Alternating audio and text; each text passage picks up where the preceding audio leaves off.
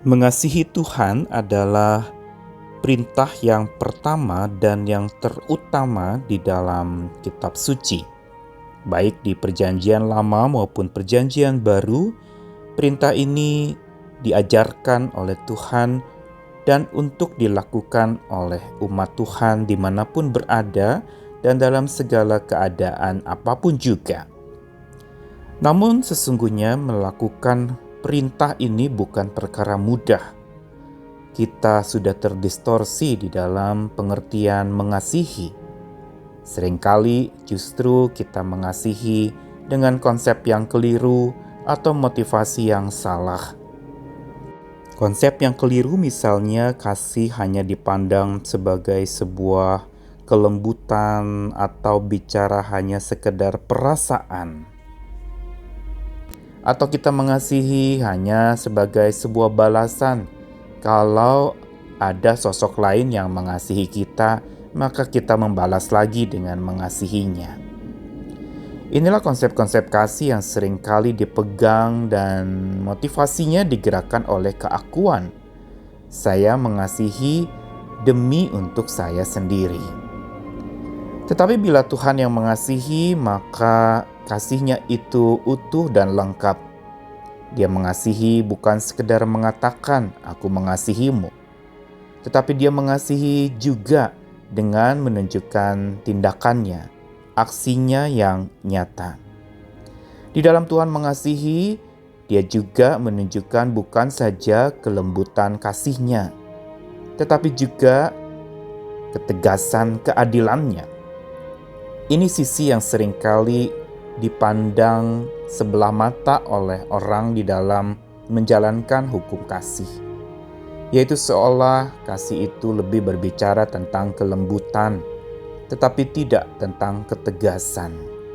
Padahal kasih Allah kepada manusia itu lengkap, lembut sekaligus tegas.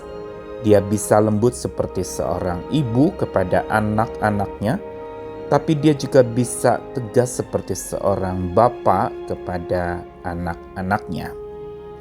Saya Nikolas Kurniawan menemani di dalam Sabda Tuhan hari ini yang diambil dari Mazmur 31, 2 ayat terakhirnya yang menyimpulkan Mazmur pengharapan ini dalam ayat yang ke-24 dan 25. Kasihilah Tuhan hai semua orang yang dikasihinya. Tuhan menjaga orang-orang yang setiawan, tetapi orang-orang yang berbuat congkak diganjarnya dengan tidak tanggung-tanggung. Kuatkanlah dan teguhkanlah hatimu, hai semua orang yang berharap kepada Tuhan. Mazmur pengharapan ini ditutup kembali lagi dengan sebuah undangan untuk seseorang bisa kuat dan teguh di dalam berharap kepada Tuhan. Dan di dalam pengharapan kepada Tuhan itu juga kita tidak menanti dan diam saja. Tapi ada aktivitas utama yang kita perlu lakukan. Aktivitas itu berkaitan erat sekali dengan perintah utama Tuhan, yaitu kasihilah Tuhan Allahmu dengan segenap hatimu dan kasihilah sesamamu seperti dirimu sendiri. Ini hukum yang menjadi perintah utama Tuhan kepada manusia untuk dilakukan dari manusia kepada Tuhan. Namun yang dijelaskan di dalam ayat yang ke-24 di sini menarik sekali, dikatakan setelah perintah kasihilah Tuhan hai semua orang yang dikasihinya, diikuti dengan sebuah pernyataan Tuhan menjaga orang-orang yang setiawan, tetapi orang-orang yang berbuat congkak diganjar dengan tidak tanggung-tanggung. Mengapa kalimat ini ada setelah perintah mengasihi Tuhan diberikan? Tujuannya adalah jelas, yaitu ingin mengklarifikasi tentang kasih Tuhan yang utuh itu. Yang itu justru menjadi pola kasih kita juga kepada Tuhan. Kasih Tuhan yang utuh itu adalah kasih yang bukan saja berbicara tentang kelembutan kasihnya, tapi juga bicara tentang ketegasan keadilannya. Dia seperti Bapa dan seperti Ibu sekaligus. Dia bisa mendisiplin, tapi juga dia bisa menenangkan. Dia bisa mengasah, tetapi dia juga bisa mengasuh dengan kelembutannya. Dan karena itu pola kasih inilah yang sebenarnya mau ditegaskan di penutup Mazmur ini. Dalam berharap kepada Tuhan, kita perlu mempraktekkan kasih yang utuh ini, yaitu kasih Tuhan yang tegas sekaligus lembut.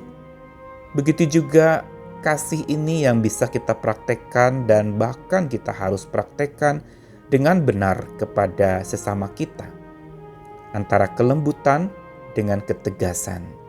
Begitu pula kasih kita kepada Tuhan, yaitu kita bisa mengasihinya dengan kelembutan itu, tetapi kita juga bisa mengasihinya dengan sebuah komitmen dan ketegasan iman kita.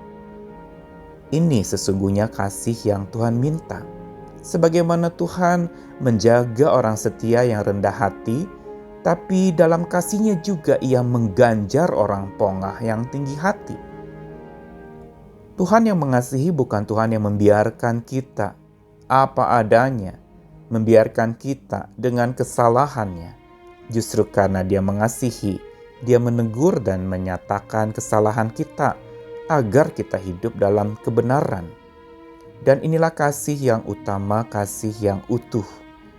Dan karena kasih Tuhan secara utuh Dia berikan kepada kita dengan lembut dan tegas, anugerah dan kebenaran, dengan mengasah dan mengasuh, maka kasih kita kepada Tuhan pun mari lakukan secara utuh, yaitu sungguh-sungguh, mendalam, dan mengasihi dengan lembut dan tegas pula kepada Tuhan kita.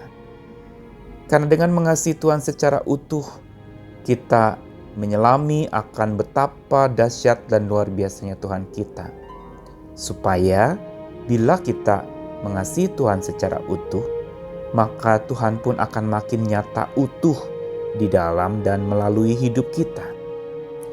Pada saat-saat ini ketika kita bergumul dengan berbagai macam masalah hidup yang seringkali mendistorsi kasih kita, datanglah kepada sumber kasih itu, supaya kita bisa belajar lagi bagaimana mengasihi.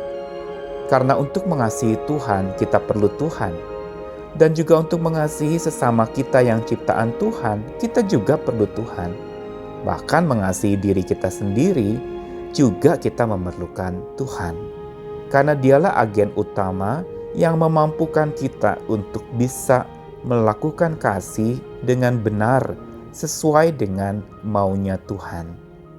Kasihi Dia seutuhnya, kasihi sesamamu seutuhnya, dan kasihi dirimu pula seutuhnya. Karena dengan utuh, kita akan makin menjadi dikuatkan, teguh, dan kokoh, tidak mudah goyah. Sebagaimana pemazmur katakan, kuatkan dan teguhkan hatimu, hai semua orang yang berharap kepada Tuhan. Selamat hidup teguh dan kuat lagi bersama dengan Tuhan yang maha teguh dan maha kuat itu. Kasih-Nya selalu beserta dengan kita semuanya. Amin.